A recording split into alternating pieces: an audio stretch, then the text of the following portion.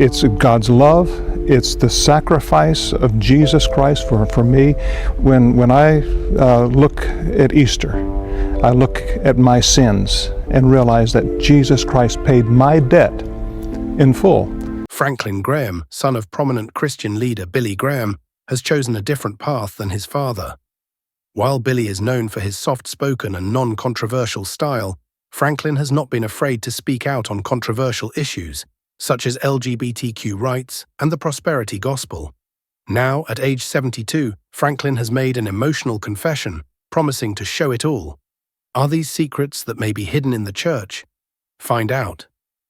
Before we delve into the details of this confession, let's take a look back at Franklin Graham's early life to better understand his perspective. The third William Franklin Graham, also known as Franklin Graham, came into this world in Asheville, North Carolina, on July 14, 1952. The most powerful Christian family in the United States gave birth to him. His famous preacher father, Billy Graham, had a profound impact on people all across the globe. They raised their 5 children in a devout Christian home, and Billy's mother, Ruth Graham, was just as devout. From a young age, Franklin was immersed in the spiritual environment that his parents had established. Among American Christians, Billy Graham stood tall. The gospel was preached to people of all classes through his powerful lectures and crusades across the world. Billy had already achieved fame as a result of his relentless efforts to preach his message. By the time Franklin was born, many celebrities and presidents would come to the Graham home to hear Billy preach. This set Franklin up for a life of impact and responsibility at an early age. Franklin didn't naturally follow in his father's footsteps, even though he grew up in a very devout and rich family. Growing up, he felt the pressure of Billy Graham's fame and the high expectations of those around him. Franklin Graham had a reputation for being a rule-breaker and a bit of a renegade. He went to many boarding schools until being expelled from Le Tourneau College in Texas for a rule violation. During his formative years, he actively opposed his family's religious practices. Franklin found both motivation and fear in his father, Billy Graham. In addition to being his dad, Billy was a major player in the Christian community whose writings had an impact on millions of people. Franklin Graham frequently felt the weight of expectations placed on him due to his status as Billy Graham's son. A lot of people assumed he would go into ministry right away, carrying on the family's missionary work, much like his father before him. However, Franklin's independence and desire to do things his way sometimes caused friction with these expectations. Franklin yearned for autonomy during his late teens and early 30s. He departed to discover the world beyond the religious community that his family belonged to. Indulging in alcohol and embracing a more carefree lifestyle further distanced him from the principles he had been brought up with. Franklin rode his motorbike around Europe and the Middle East during this period, seeking out adventures that would change his perspective on life. He gained his own personality apart from his father throughout these defiant years, which were formative for him. Despite coming from a devout household, Franklin Graham was a free spirit and rebel throughout his childhood. Will he ever get the acceptance he craves, or will he remain the outcast forever? Now that he's 72 years old, what personal confession does he have? Be sure to tune in to see how Franklin Graham goes from being a rebel to being a Christian leader. But in 1974, when visiting Jerusalem for a personal religious experience, Franklin's life took a sharp turn. According to him, this was a watershed moment that refocused his purpose and strengthened his dedication to the Christian faith he had before rejected. Franklin considered this to be the pinnacle of his life's significance. He resorted back to the Christian teachings he had received from his parents. This event, which he later characterized as an epiphany, led him to decide to devote his life to God when he realized he could no longer carry on as before. Returning home after his new religious experience, Franklin continued his education at Appalachian State University and Montreat College, where he earned a degree in 1974. A Christian charity that helps those in need all across the globe, Samaritan's Purse, was founded by Bob Pierce, and he also began collaborating with Pierce. For Franklin, this was a watershed point in his development as a Christian leader. Pierce took on the role of a guide and mentor to him. In 1979, after Pierce's death, Franklin assumed the presidency of Samaritan's Purse and became even more committed to the organization. Although Franklin did not follow in his father's footsteps, this did signal the beginning of his Christian service. Franklin loved helping others, but Billy Graham was famous for his massive crusades to spread the gospel. He wasted no time taking Samaritan's purse to disaster zones and conflict zones to aid the victims. Unlike his father's crusades, which involved large assemblies, this allowed him to convey his religion in a more intimate setting. Apart from his father, he became known as a Christian leader via his work with Samaritan's Purse. The Christian community held Franklin in high esteem because he took on risky missions and helped those in dire straits. Franklin assumed a position of leadership within the Billy Graham Evangelistic Association, BGEA, as a result of his work with Samaritan's Purse. In his special manner, he carried on his father's ministry. Particularly when he addressed political and social concerns, his public remarks and sermons were frequently more forthright and occasionally divisive. This was in contrast to Billy Graham's softer, less combative style. Franklin attempted to forge his path while paying homage to the traditions started by his father, and this was evident in his approach. Despite living in his father's shadow for a long time, Franklin maintained his individuality. Even as he broadened the Graham family's impact, he never lost sight of his Christian faith. Franklin was able to continue his family's work and leave his mark on the world, even if he didn't always act following people's expectations. His transformation from a defiant youth into a prominent figure in the Christian world is reflected in this, which says much about his character. Rising through the ranks of a family as influential as Franklin Graham's has not been without its share of difficulties. While he did his best to remove himself from his father's influence, he nonetheless recognized his place in Christian society. Franklin Graham has had a significant influence on evangelical and humanitarian activity, and his fame extends beyond that of his father, Billy Graham. Throughout his life, he has learned to adapt to changing circumstances, all the while honoring his family's expectations and pursuing his own aspirations. Some contentious topics have persisted despite Franklin Graham's changes and ministry stances. I don't know what they are. Hold on tight to find out. The contentious remuneration of Franklin. While serving as a full-time employee of both Samaritan's Purse and the Billy Graham Evangelistic Association, BGEA, Franklin Graham came under fire in 2009 for doing so. When word got out that he made $1.2 million in 2008 from both companies, it created a problem. This sum was mostly due to a recent IRS regulation that required him to record delayed retirement contributions that he had previously reported for the last 3 years. Some non-profit professionals have raised doubts about the ability of a single individual to effectively manage 2 full-time positions as the head of organizations with hundreds of employees and millions of dollars in annual funding. Graham chose to forego his income from the BGEA in reaction to the compensation issues. According to him, financial considerations were never a factor in his decision to enter the ministry. He put a hold on his retirement savings until the economy got better as well. In 2015, however, Franklin Graham came under even greater fire when it came to light that he had resumed receiving a salary from the BGEA. Not to mention that his yearly salary was far greater than that of CEOs of comparable but bigger non-profits. With an annual salary of $622,502 in 2014, Graham topped all other charity leaders in remuneration and was the highest-paid employee at Samaritan's Purse. Leaders at the BGEA pushed for him to start collecting compensation again, even though he had ceased doing so during the recession. On top of his usual pay, he now gets more money to put toward retirement. With a 2013 revenue of $105 million and a 2014 revenue of $112 million, 109 were the figures provided by the BGEA. Franklin undertook philanthropic activities in addition to taking on a leadership role. Just how did he pull this off? Hold on tight to find out. A life dedicated to leadership and service, Franklin Graham. Billy Graham Evangelistic Association, BGEA, and Samaritan's Purse are 2 of Franklin's most prominent charitable endeavors. He is now a prominent figure in evangelical politics and social concerns, thanks to his leadership in both of these areas. Franklin has maintained his dedication to serving others throughout the years. The prosperity gospel, Christian political involvement, religious liberty, and LGBTQ rights are just a few of his controversial and divisive statements. Franklin is most recognized for his charity activities with Bob Pierce's 1970-founded Christian humanitarian organization, Samaritan's Purse. Medical aid and community development assistance are two ways that Samaritan's Purse helps those in need after natural disasters and other catastrophic events. Operation Christmas Child is a well-known initiative of the group that collects shoeboxes stuffed with toys to be sent to kids all around the globe.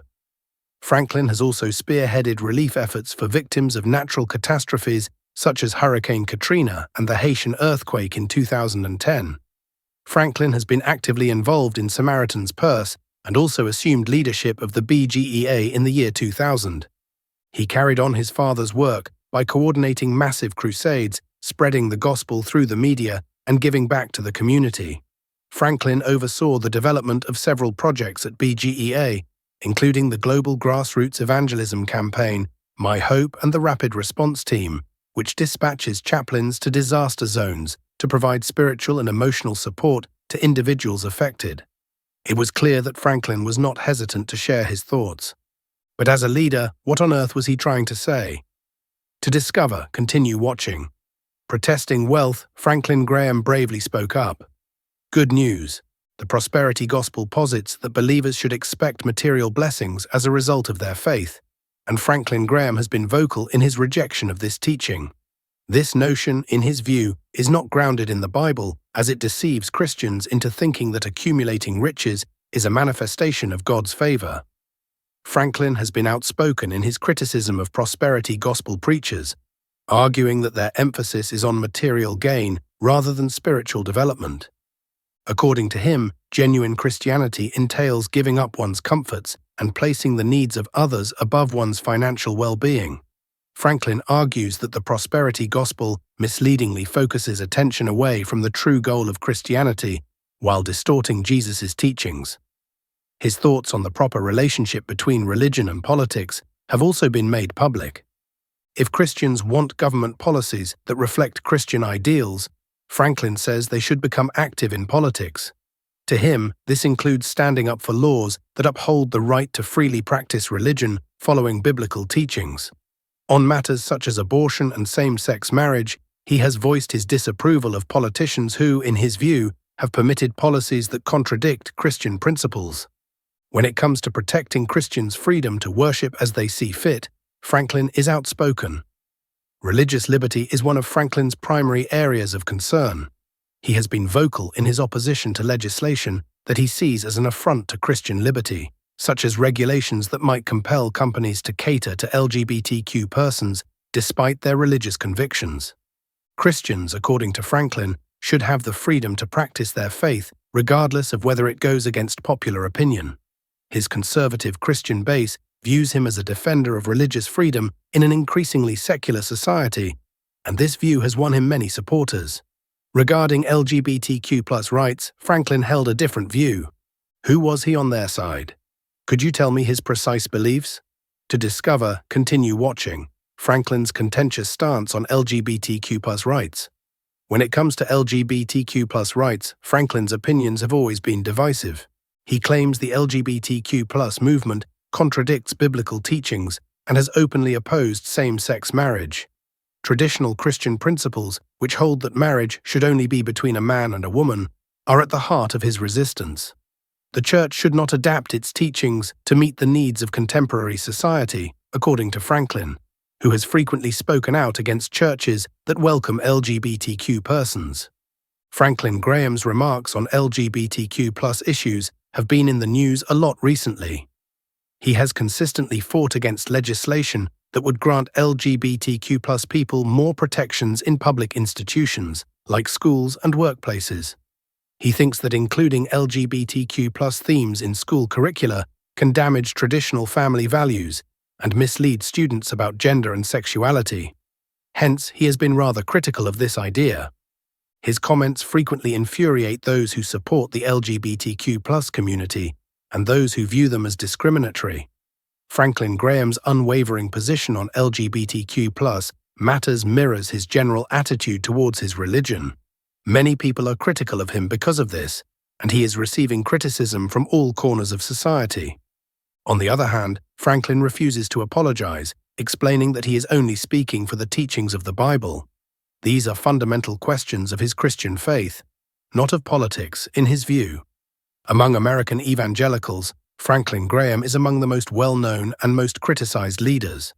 He has received both admiration and condemnation for his vocal opinions on social and political problems. Even among Christians, his words and deeds have sparked significant emotions, and not only within the LGBTQ+ community. In contrast to the kinder approach preached by his father, Billy Graham, many see his approach as very political and polarizing. Opinions expressed by Franklin about LGBTQ+ rights are a major target of criticism. His stance that a marriage should only exist between a man and a woman has been vocalized time and time again. Also, he has said that churches that welcome LGBTQ people are compromising biblical principles. Because of this, he has become a divisive figure among many who support the LGBTQ+ community, who see his comments as discriminatory and damaging. Franklin has not shied away from making remarks that many consider divisive. The Bathroom Bill, or House Bill 2, was a divisive piece of legislation that North Carolina approved in 2016. This statute made it illegal for transgender people to use the restrooms designated for their gender identification in public places. Franklin Graham defended the measure, stating that its goal was to save children and women from danger. But many thought his remarks sounded like transphobia and fear-mongering, so he took a lot of heat for them. The LGBTQ+ community and those who support them responded to these comments by demonstrating. Franklin has frequently spoken about his controversial views on LGBTQ+ topics on social media. People who identify as LGBTQ+ must repent, he said, calling homosexuality a sin. His vocal position has led many who support LGBTQ+ issues to accuse him of being antiquated and unable to comprehend contemporary perspectives on sexuality and gender. His remarks have caused great pain to many, especially those in the LGBTQ+ community. Franklin had no problem taking a stand, but what could have possibly led to yet another controversy? Hold on tight to find out. Evangelicals are divided about Franklin Graham's aggressive stance. Criticism of Franklin's techniques has also come from evangelicals. His opponents among evangelicals say he's overly political and aggressive. Their view is that his method is more polarizing than Christ-like. Franklin used a somewhat more forceful approach, in contrast to his father Billy Graham's reputation for emphasizing love and compassion. Some have questioned if he puts politics above the message of Christianity, because his approach frequently coincides with conservative political ambitions. A large number of evangelicals hold the view that Franklin's approach is excessively harsh and does not reflect the gospel's essential grace and love. Those who think religious leaders should stay out of politics have criticized his frequent endorsements of candidates and certain policies. Some Christians are afraid that the public perception of Christianity is being negatively impacted by these political concerns, leading people to regard Christians as judgmental and intolerant instead of caring and gracious. Franklin has maintained his convictions despite voices of dissent within the Christian community. He frequently brings up the fact that he is acting in accordance with biblical principles and that Christians are commanded to proclaim the truth, regardless of how controversial it may be. Franklin continues to stand firm in his beliefs, despite criticism he has received for his statements on various social and political issues. Another cause for concern is Franklin's tight relationship with conservative political personalities.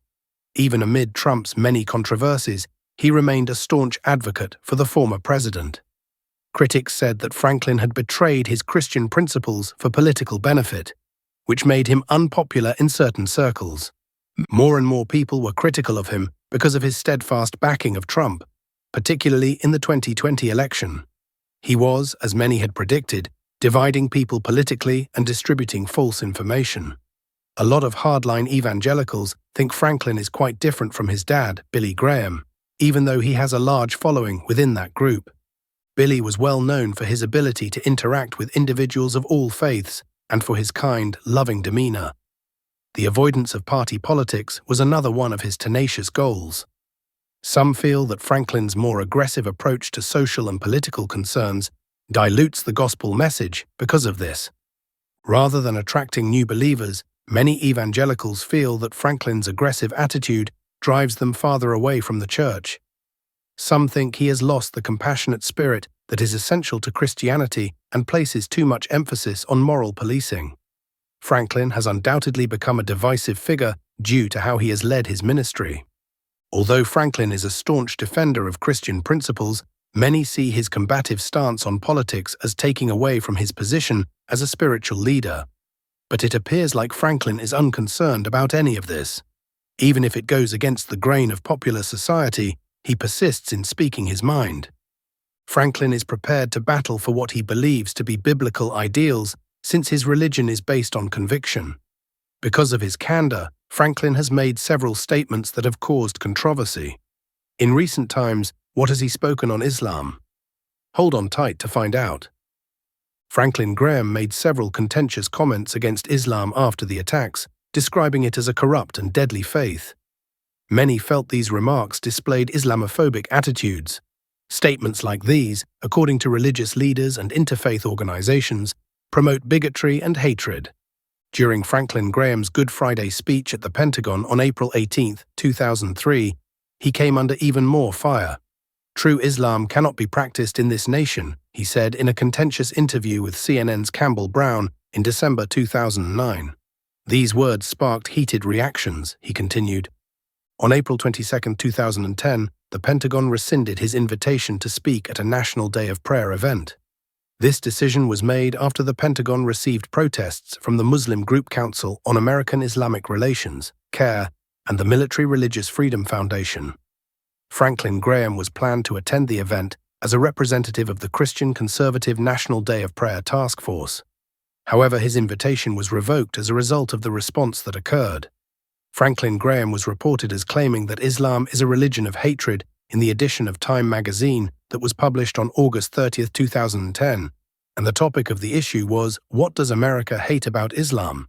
In addition, he stated that the establishment of a cultural center close to Ground Zero in New York will provide Muslims with the opportunity to assert that the ground around the World Trade Center is Islamic soil.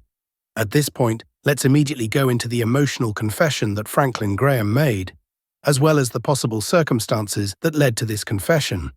The anti-Semitism that occurs on college campuses is something that Franklin Graham should denounce, so keep an eye out for it. Franklin Graham recently made a statement on 3 prominent American university presidents, including those of Harvard and MIT, who testified in front of Congress during an investigation into anti-Semitism on college campuses.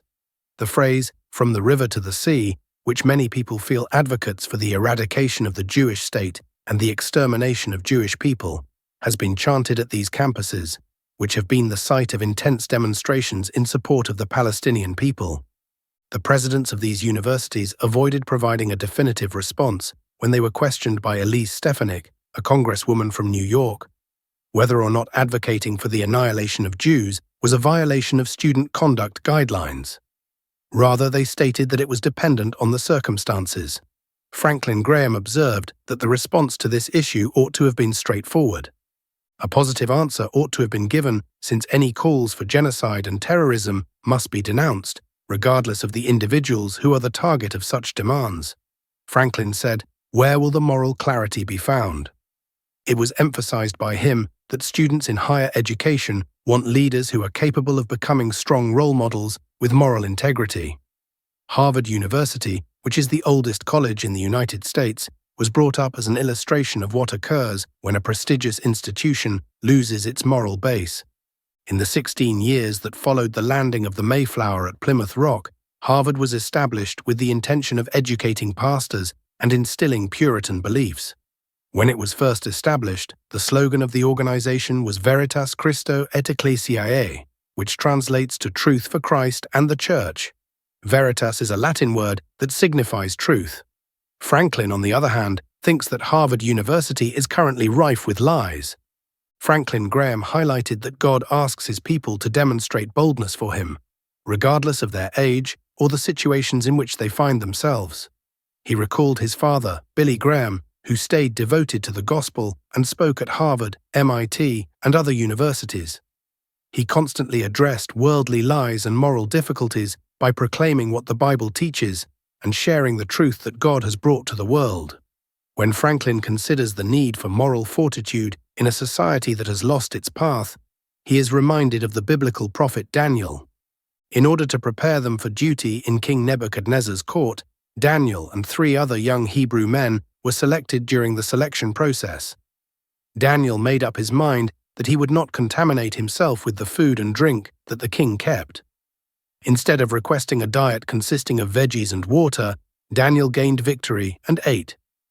After some time had passed, when he and his companions were brought before the king of Babylon, they stood out for their prowess and their superior intelligence. They were able to attend King Nebuchadnezzar's court since it was discovered that Daniel and his comrades were in far superior physical condition and 10 times smarter than any of their contemporaries during that time. Immediately following the conclusion of a lavish celebration in which guests drank wine from golden cups that had been stolen from the temple in Jerusalem, the son of King Nebuchadnezzar had a troubling vision of cryptic handwriting that was written on the wall.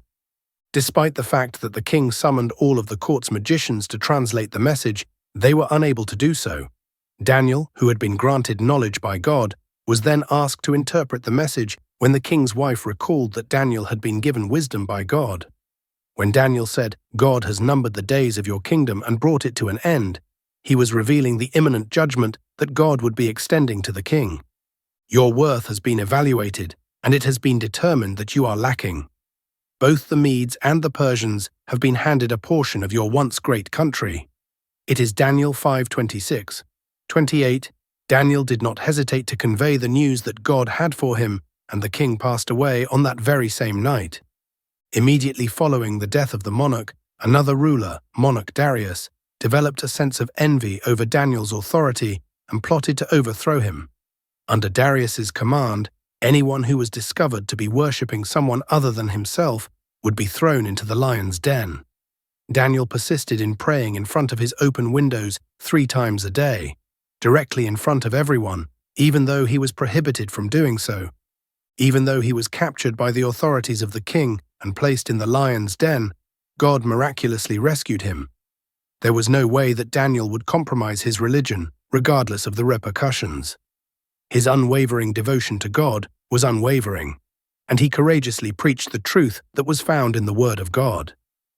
Subsequently, God revealed to Daniel the succession of kingdoms that would emerge on the earth over the subsequent centuries. In addition, Franklin emphasized that just like Daniel, it is necessary to submit oneself completely to the Lord and to entrust the outcomes to God's care. An indelible mark has been left all across the world as a result of Franklin Graham's unwavering dedication to assisting Christians who are being persecuted and criticizing anti-Semitology.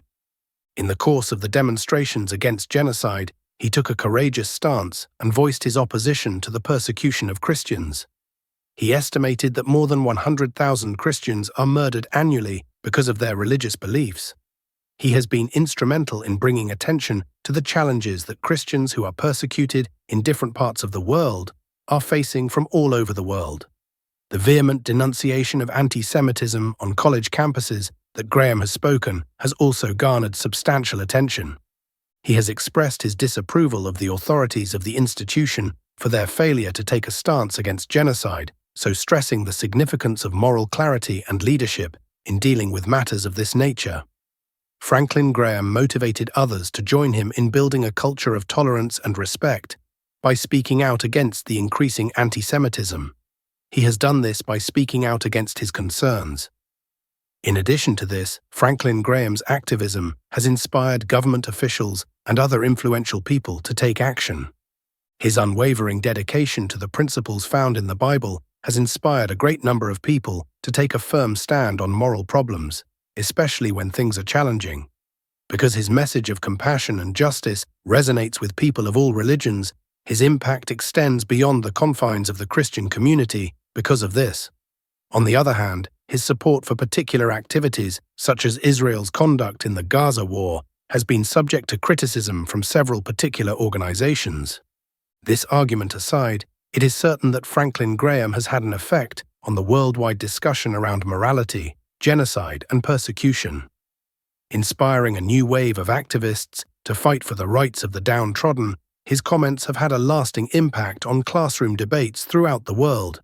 The American public's understanding of religious freedom and persecution has been influenced by Graham's activism. By stressing the need for moral clarity, he has pushed politicians to combat atrocities like genocide and persecution. His message of tolerance and compassion has motivated many children to advocate for more empathy and understanding in the classroom. The world has taken notice of Franklin Graham because of his activism, which has forced world leaders to face the facts of genocide and persecution. So what do you think about this emotional confession by Franklin Graham? Does he deserve all this condemnation? Please share your thoughts in the comments section below. We would love to hear from you. And don't forget to like the video and subscribe to the channel for more interesting updates. Thank you and see you in the next video.